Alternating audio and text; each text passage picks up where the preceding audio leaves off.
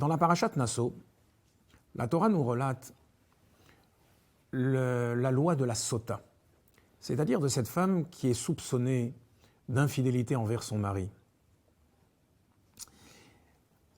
Le verset dit « Ish ki tiste ishto » un homme dont la femme se serait détournée. Le mot « tisté », qui signifie se détourner, a également l'étymologie du mot « shtut », qui veut dire la folie. C'est ce qui fait dire à nos sages « En adam aover avera, ela imken nichnas bo ruach shtut » Un homme ne peut fauter que si est entré en lui un vent de folie. On pourrait s'interroger sur cette comparaison qui est faite entre un simple péché et la gravité de l'adultère commis par une femme mariée. Le Rabbi nous explique que le peuple juif est comparé à l'épouse du maître du monde. Nous sommes la Kala et Akadosh Baruch Hu est le Khatan. Et par conséquent, lorsque un juif décide sciemment de s'adonner à d'autres pensées, d'autres idéologies, en rejetant le respect de la volonté divine, d'une certaine manière, il fait preuve d'infidélité envers son mari, Akadosh Baruch Hu. Seulement, de la même manière que dans la Sota, on ne parle que d'un soupçon qui peut ensuite se révéler être complètement faux. De la même manière, la Torah vient nous signifier que lorsqu'un juif donne l'impression de s'éloigner de Dieu, profondément, il reste attaché au Créateur, car un juif ni ne veut ni ne peut se séparer de Dieu. Mais quelle est donc cette folie dont parlent nos sages et qui peut amener un juif à fauter, à transgresser la volonté de Dieu?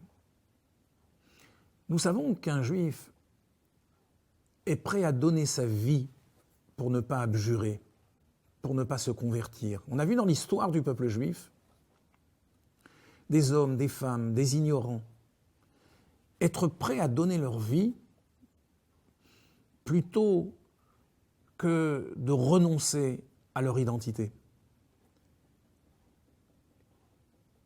Et alors, on peut se demander dans ces conditions, comment se fait-il qu'un juif soit prêt à transgresser un interdit, à faire le contraire de la volonté de Dieu?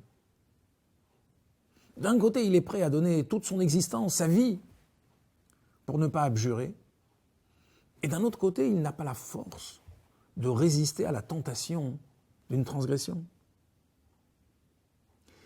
Eh bien, c'est là le sens de ce ruach shtut, ce vent de folie.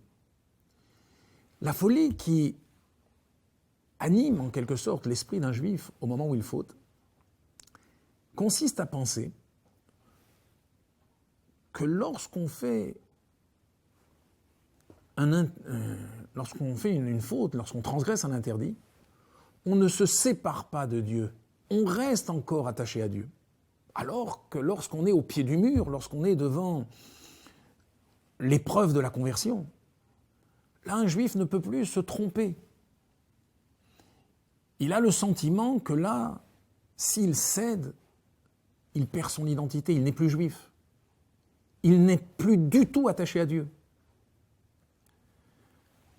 Or, nos sages nous expliquent que lorsqu'on transgresse le moindre interdit de la Torah, on se sépare de Dieu tout autant que si on était en train de se prosterner devant une idole.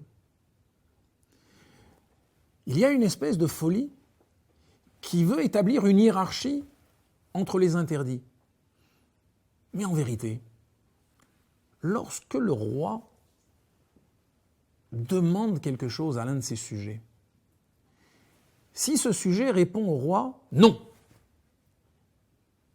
il n'y a pas de différence si le roi lui a demandé de ramasser un papier par terre ou s'il lui a demandé de faire quelque chose qui touche à l'existence même de la nation.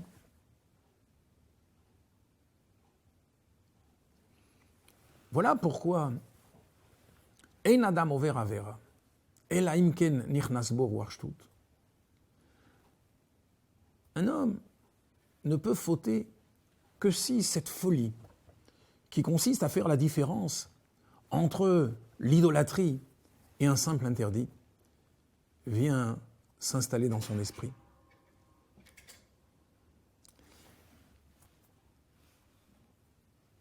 Alors, l'enseignement que nous tirerons de cette paracha est qu'en réalité, un juif reste profondément, toujours attaché à Dieu. Et le texte de la Torah termine en disant que cette femme, qui finalement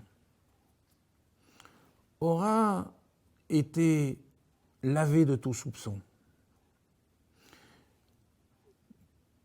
dont on aura la certitude qu'elle est restée fidèle à son mari, eh bien cette femme, si elle ne pouvait pas avoir des enfants, nous dit la Torah, elle commence à avoir des enfants.